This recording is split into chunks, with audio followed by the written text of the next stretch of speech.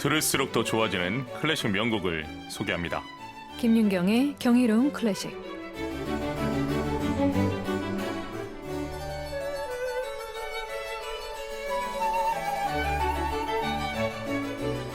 아름답고 경이로운 클래식 명곡을 맛있게 듣고 또 멋있게 즐기는 시간입니다. 피아니스트 김윤경님과 함께합니다. 안녕하십니까? 네, 안녕하세요. 일교차가 큽니다. 네. 잘 지내고 계십니까? 네, 따뜻한 거 이제 많이 마셔야죠.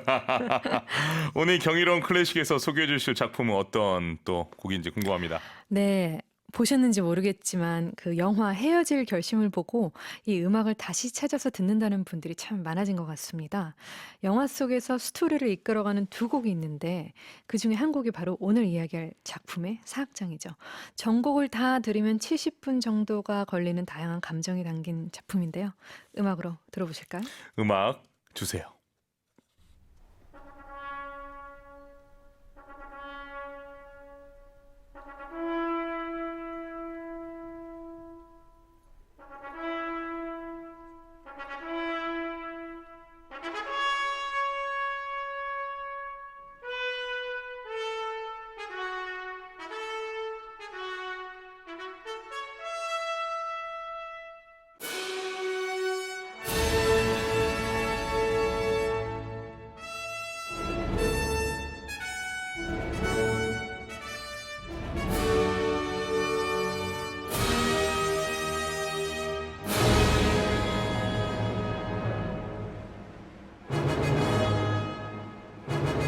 네, 오늘의 주제는 뭘까요?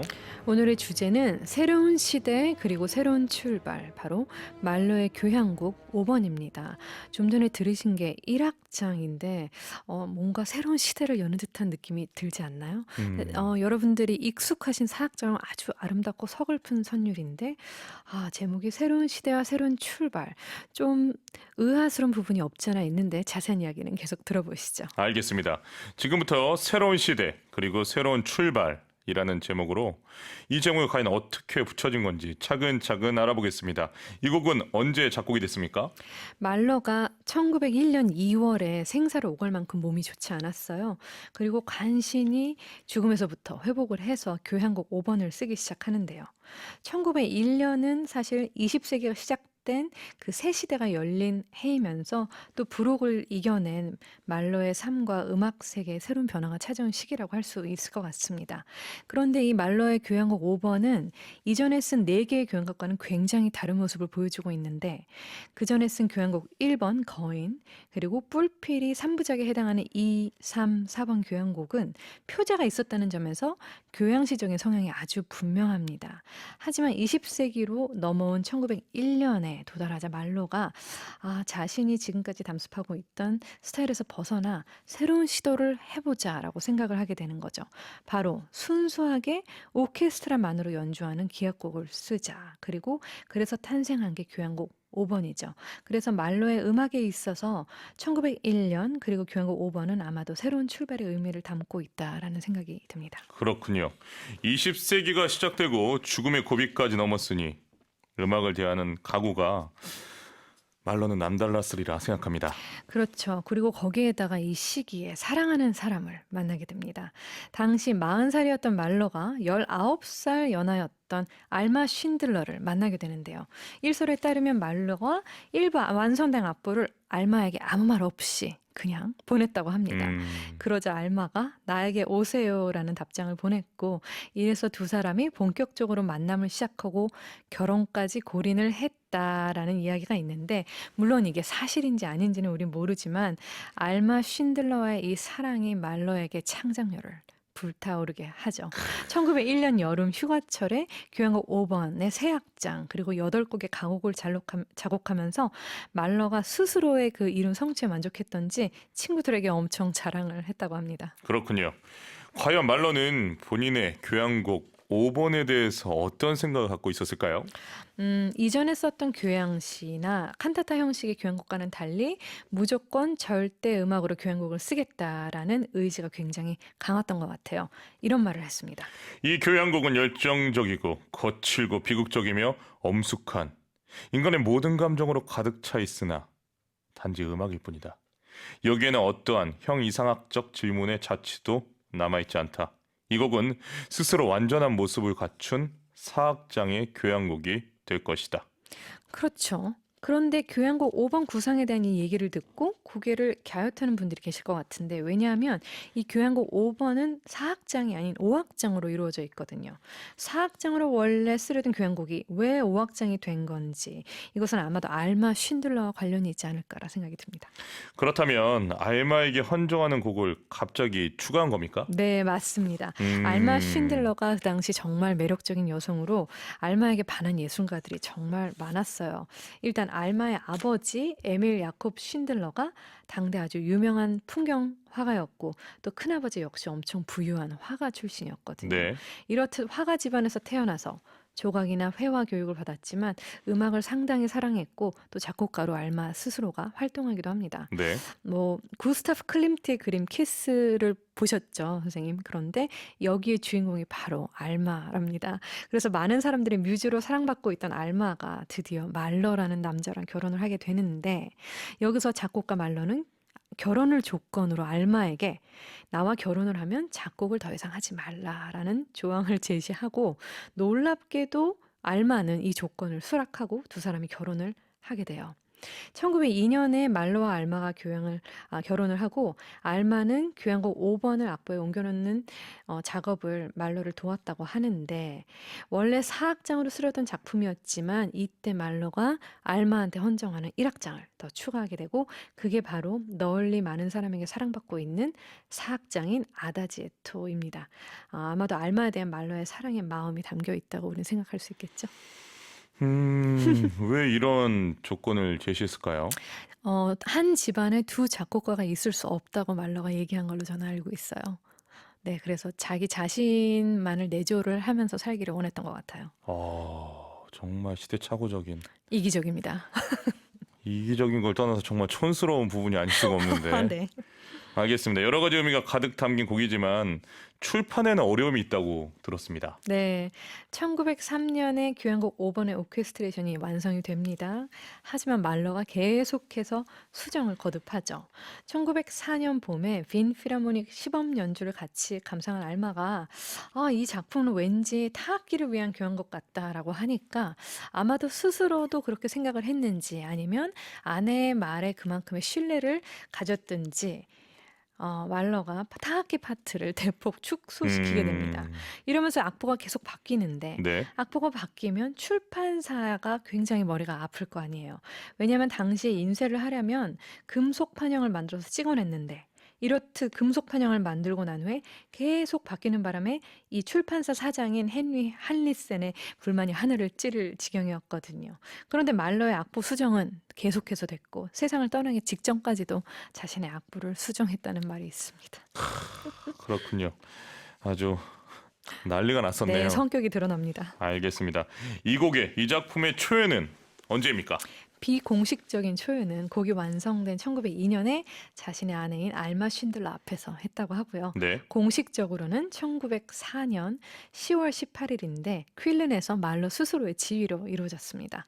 말러 교향곡 3번을 연주한 후에 굉장한 호평을 받았던 지휘자인 프리츠 슈타인바흐가 5월에 퀼른 축제 기간에 이 곡을 공연하고 싶었는데 그때 알마가 참석을 할 수 없는 거예요. 그래서 말러가 연주회를 10월로 미루자라고 어, 제시를 했는데 또 안타깝게도 10월 공연에도 알마는 오지 못했다고 하죠. 네. 초연 후에 객석으로부터 야유와 갈채가 함께 터져 나올 정도로 사람들이 이 작품을 이해하기 어려웠던 것 같은데 그래도 대체적으로 4악장 아다지에토와 5악장 론도 피날레는 호평을 받았다고 합니다. 매주 화요일 함께하는 김인경의 경이로운 클래식. 오늘은 새로운 시대 그리고 새로운 출발 말로 교향곡 제5번에 대한 이야기를 나누고 있습니다. 연주를 먼저 들어보겠습니다. 어떤 악장 들어보면 좋을까요? 네, 1악장을 들어보면 좋을 것 같네요. 오늘 주제곡이었던 말로 교향곡 5번 1악장을 레나드 번스타인이 지휘하는 빈 필하모닉 오케스트라 연주로 들으시겠습니다. 교향곡 제5번 1악장을 발췌해서 들려드렸습니다. 마음 같아서는 다 들려드리고 싶은데 발췌해서 들려드릴 수밖에 없는 이 생방송의 안타까움 여러분 꼭 방송 마치고 다 들어보시길 바랍니다. 레나드 번스타인이 지휘하는 빈 필하모닉 오케스트라 연주로 들으셨습니다. 이 곡은 어떤 특징을 가지고 있는지 길게 말씀해 주시기 바랍니다. 말러가 처음부터 표제 음악이 아닌 무조건 절대 음악, 즉 순수 기악곡으로 작곡을 하기로 결심을 했잖아요. 네. 그래서 이 교향곡 5번은 장송 행진곡으로 시작을 해서 밝은 코랄로 진행이 되다가 곡 마무리에서 다시 속도를 높여서 긴장감이 고조되면서 피날레가 마칩니다. 네, 네. 말러 자신은 이렇게 말을 했죠. 고딕 성당과도 같이 가장 높은 형태의 질서와 조화 속에 여러 혼돈들이 함께 표현된다. 자, 악장별로 소개를 한번 해드릴게요. 네. 일단 1악장은 이렇게 쓰여져 있습니다. 신중한 속도로 엄격하게 장례 행렬처럼 한마디로 장송 행진곡인데요.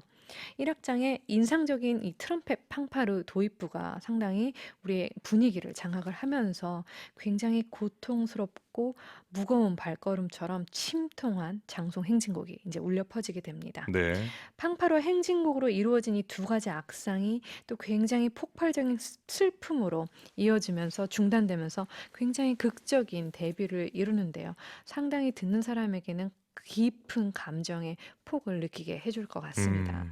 이 악장은 폭풍같이 더 큰 격렬함을 가지고라고 쓰여져 있는데 이 앞에 쓰여진 말러의 템포 마킹만 봐도 얼마나 말러가 굉장한 그 감정의 여러 가지 다양한 영역을 사람들에게 전달하기 원했는지 우리가 알 수 있는데 네. 실질적으로 이 2악장은 1악장의 느낌이라고 볼 수 있어요. 네. 왜냐하면 1악장은 2악장의 도입부 그냥 인트로덕션 소개하는 악장으로 우리가 생각하면 되거든요. 그런데 이 2악장은 격렬한 분노를 담은 1주제 그리고 상대적으로 평화를 갈망하는 2주제를 중심으로 전개가 되면서 2악장 말미에 금관 악기들이 연주하는 코랄이 아주 통쾌하게 나오지만 이게 계속해서 진행되는 게 아니고 불협화음과 반응계적으로 추락하면서 굉장히 좌절되고 쓸쓸한 느낌으로 끝이 납니다.